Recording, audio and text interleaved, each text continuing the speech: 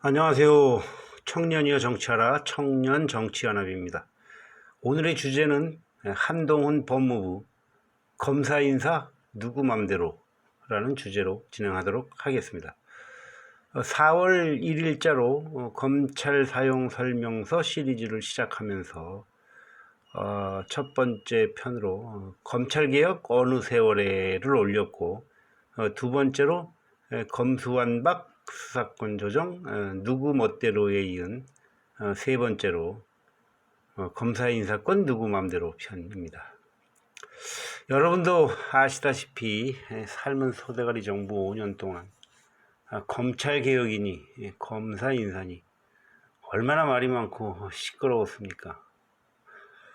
지금 이 동영상을 보시면 왜 시끄러울 수밖에 없었는지, 삶은 소대가리 정부가 얼마나 기본이 안 된 형편없는 정부였는지 훤히 구별하실 수 있습니다. 제가 그걸 지켜보면서 하는 짓이 하도 한심스러워서 2년 반 전인 2020년 1월 달에 1월 18일 올린 글인데, 원문은 링크로 달아놓기로 하고 여기에서는 요점만 요약하고 한동훈 법무부와 관련한 다른 얘기를 조금 더 해보겠습니다.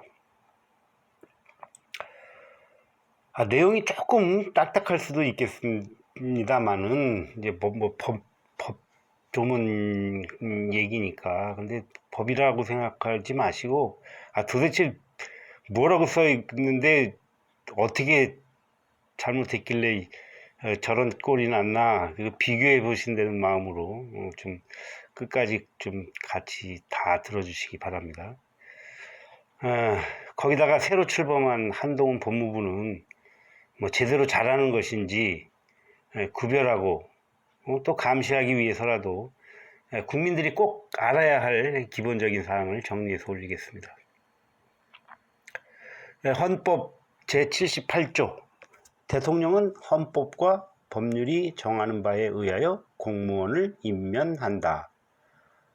대통령이 공무원 임면하고 뭐 검사들도 임명하는 거 우리 기본적으로 알고 있는 내용이죠. 그런데 대통령은 공무원 임명권을 갖고 있지만 대통령 마음대로 임명하거나 면직할 수 있는 것이 아니라, 저기 보면 단서가 있죠. 헌법과 법률이 정하는 바에 의하여.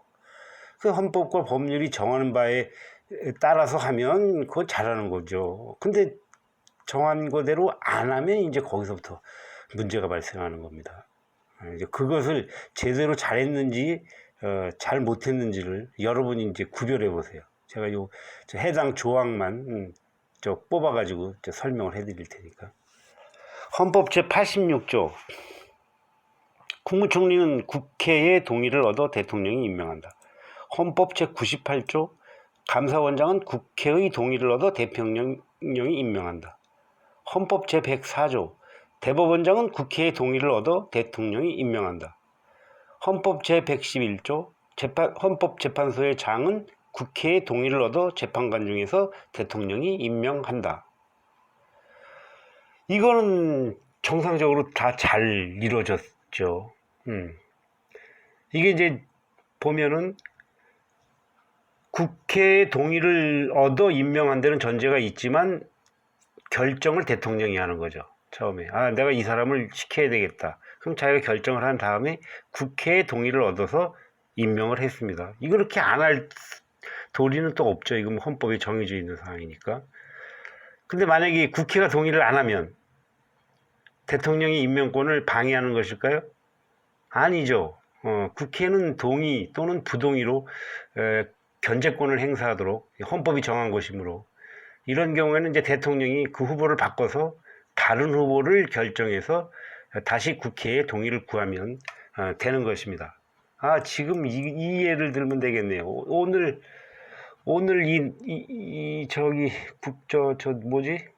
국무총리를 지금 동의를 받으려고 오늘 뭐 인준 국회 의결한다고 뉴스 본 것 같은데, 지금 이제 국회에서 동의 부결되면 임명 못 하는 거죠. 다른 후보를 바꿔서 또 저 동의를 받아야 되는 거죠. 그거랑 똑같은 얘기입니다. 요거랑 조금 다른 케이스를 살펴보겠습니다. 헌법 제104조. 대법관은 대법원장의 제청으로 국회의 동의를 얻어 대통령이 임명한다. 이 앞에 것과 다른 것은 대법원장의 제청이라는 전제가 더해졌습니다.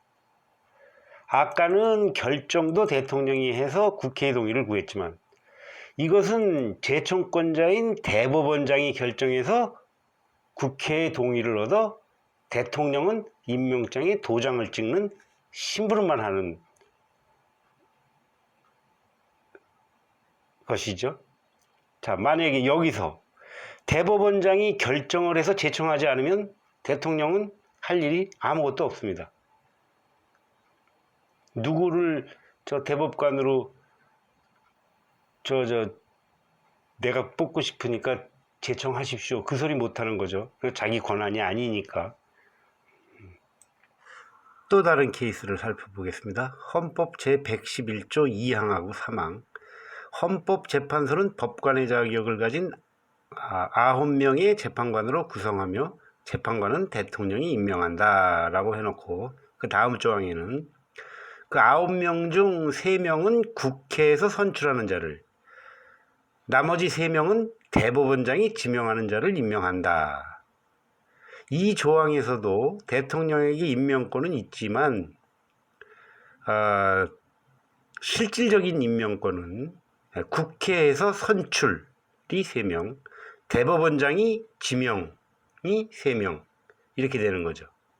그러면 지금까지 내용을 다 요약을 하면 대법원장의 제청, 국회에서 선출, 대법원장이 지명, 이것을 하지 않으면 대통령은 도장 찍는 심부름조차도 할 수가 없습니다. 대통령이 대법원장 보고 누구 제청하시오, 저 국회에다 대놓고 누구 선출하시오, 이렇게 할 수 없는 거거든요. 자, 이 케이스를 가지고 저 검사 인사를 살펴보겠습니다. 검찰청법 제34조 제1항. 검사의 임명과 보직은 법무부 장관의 제청으로 대통령이 한다. 이 경우 법무부 장관은 검찰총장의 의견을 들어 검사의 보직을 제청한다 라고 되어 있죠.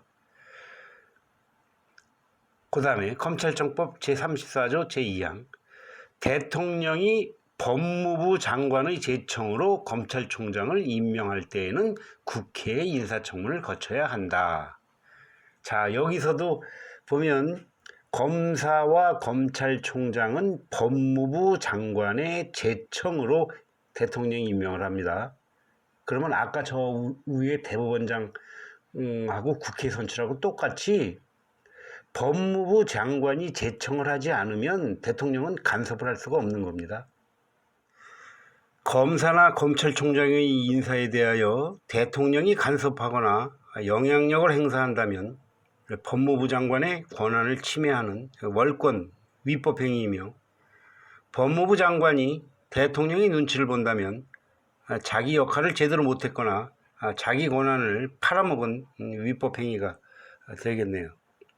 하물며 대통령이 이럴진데 정당이나 청와대니 비서관 따위가 검사 인사에 실질적으로 관여했다면 이것은 국기문란이나 국정농단, 검찰농단 차원의 중대범죄로 다스려야 한다고 생각합니다. 이런 위법 행위로 인해 검사들이 인사권자를 쫓아 정치검사로 전락하고 검찰이 썩어 문드러지는 근본 원인이기 때문입니다. 삶은 소대가리를 비롯하여 당시의 법무부 장관, 청와대 비서관은 물론이거니와 그런 인사로 인해 덕을 받거나 피해를 입은 검사들을 모두 명명백백 조사하여 혐의가 드러나는 자들은 가차없이 기소하여 법원의 판단을 구해야 한다고 생각합니다. 최소한 이 정도는 해야 한동훈이 이름값을 하는 것이며, 최소한 이 정도는 해야 윤석열 정부의 검찰개혁이 진정성을 인정할 수 있다고 생각합니다. 여하튼 삶은 소대가리 일당에 대한 검찰 소환, 법정 출두라는 반가운 소식이 머지않아 들려오리라는 기대를 갖고 함께 지켜보기로 하겠습니다. 여기까지 함께해 주신 여러분 대단히 감사합니다.